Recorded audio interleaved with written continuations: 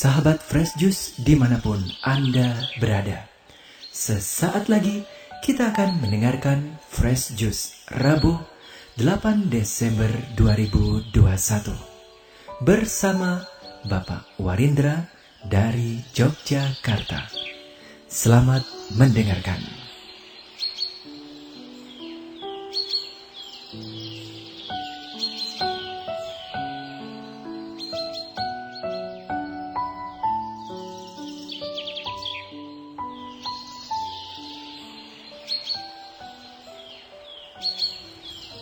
Para sahabat Fresh Juice, berkah dalam. Saya Warindra dari Yogyakarta. Apa kabar hari ini? Semoga semua sehat. Marilah kita dengarkan sabda Tuhan hari ini, Rabu 8 Desember 2021. Inilah Injil suci Tuhan kita Yesus Kristus menurut Santo Lukas.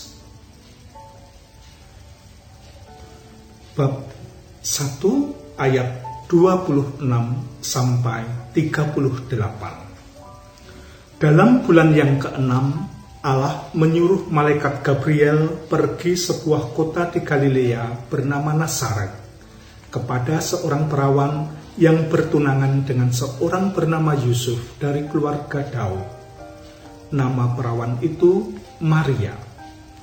Ketika malaikat itu masuk ke rumah Maria, ia berkata, "Salam, hai engkau yang dikaruniai, Tuhan menyertai engkau."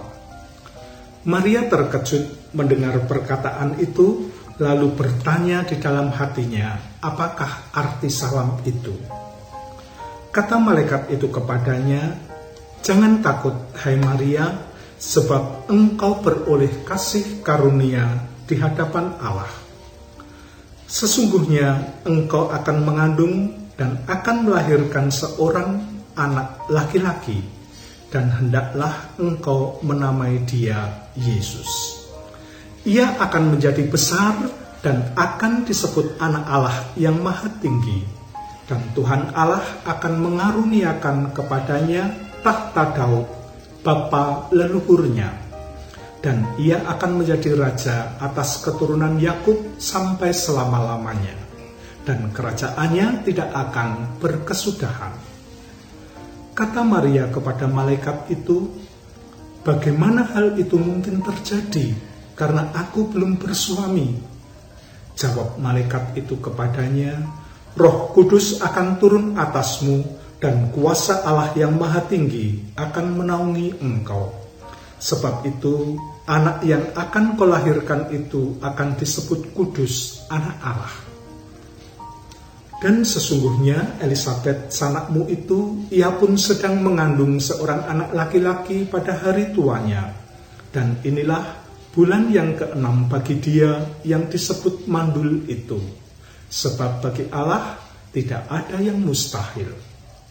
Kata Maria, "Sesungguhnya aku ini adalah hamba Tuhan. Jadilah padaku menurut perkataanmu itu." Lalu malaikat itu meninggalkan dia. Demikianlah Injil Tuhan. Para sahabat Fresh Juice terkasih, hari ini gereja merayakan Hari Raya Santa Perawan Maria dikandung tanpa noda. Bacaan yang baru saja kita dengarkan berjudul Pemberitahuan tentang Kelahiran Yesus. Kalau kita membaca Injil secara utuh, bukan hanya sepenggal ayat atau bab tertentu, dan mencoba menemukan pokok utama pewartaannya, tentu bukan rumpun kisah kelahiran yang utama. Yang lebih utama dan terutama adalah kisah kebangkitan. Kiranya pewartaan lisan dahulu pertama-tama adalah bahwa Yesus bangkit. Karena kebangkitannya itulah ia digelari Kyrios dan Kristos. Ini adalah pengakuan iman bahwa murid Yesus dengan sepenuh iman mengakui bahwa Yesus adalah Tuhan dan Kristus. pewartaan lisan awali bahwa Yesus bangkit ini menimbulkan pertanyaan dari para pendengar. Mengapa bangkit? Lalu si pewarta menjawab, ya, karena sebelumnya ia mati. Timbul pertanyaan lagi, mengapa mati? Dijawab si pewarta, karena disalib. Mengapa disalib? Nah, lalu si pewarta bercerita panjang mengenai hidup dan karya Yesus sejak ia dibaptis oleh Yohanes dan tampil di ruang publik. Pembaptisan oleh Yohanes itulah titik awal ingatan publik akan mulainya karya Yesus. Para sahabat Fresh Juice, untuk membuat pewartaan tertulis dengan alur penuturan yang runtut, lalu disusunlah Injil secara kronologis, urut dari awal sampai kebangkitan yang menjadi puncaknya. Lukas dalam bacaan hari ini memperlihatkan diri bahwa ia tidak puas menyusun Injilnya mulai dari kisah pembaptisan oleh Yohanes. Ia menyelidiki dan menyusun kisahnya lebih mundur lagi sejak sebelum kelahiran Yesus. Nah, kalau yang lahir adalah anak Allah yang maha tinggi, maka wajarlah persiapannya istimewa, disampaikan oleh malaikat. Fokus permenungan kita ada di bagian ini. Yang melahirkan anak Allah yang maha tinggi, yang kudus, semestinya juga kudus, seorang perawan suci. Ini menjadi keyakinan gereja sejak dulu. Santa Perawan Maria dikandung tanpa noda, secara resmi dinyatakan sebagai dogma oleh Paus Pius ke-9 pada 8 Desember 1854. 4 abad sebelumnya, Paus Sixtus keempat meresmikan Hari Raya Santa Perawan Maria dikandung tanpa noda sebagai perayaan umum gereja pada tahun 1476. Itu artinya, lama sebelum dinyatakan sebagai dogma, Santa Perawan Maria telah diyakini gereja bahwa dikandung tanpa noda. Dogma ini menjawab kesulitan umum bahwa yang ilahi, yang kudus tak berdosa, tidak sepantasnya lahir dari rahim perempuan biasa. Yang kudus mesti berinkarnasi melalui rahim perawan kudus tak bernoda pula.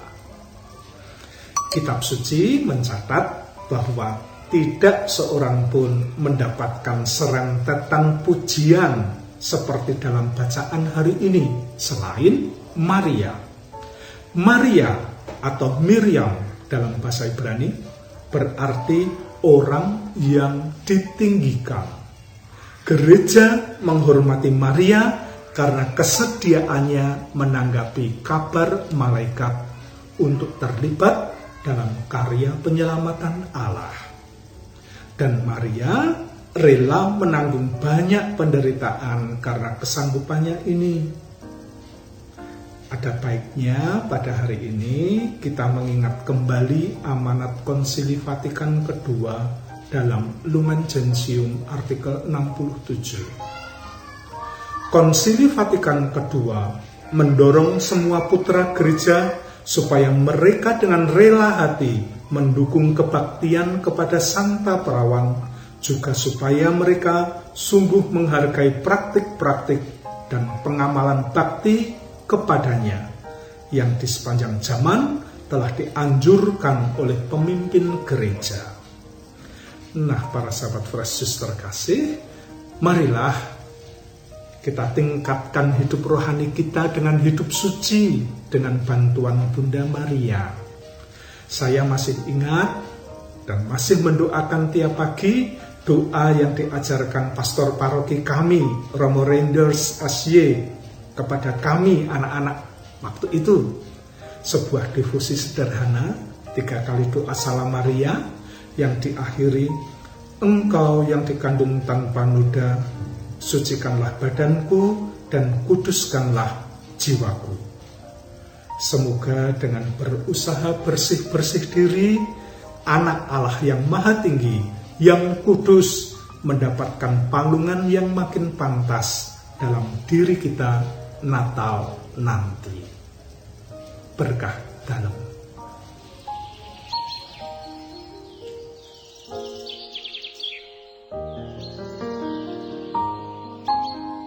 Sahabat Fresh Juice, kita baru saja mendengarkan Fresh Juice Rabu 8 Desember 2021. Terima kasih kepada Bapak Warindra untuk renungannya pada hari ini. Sampai berjumpa kembali dalam Fresh Juice edisi selanjutnya. Jaga kesehatan dan salam Fresh Juice.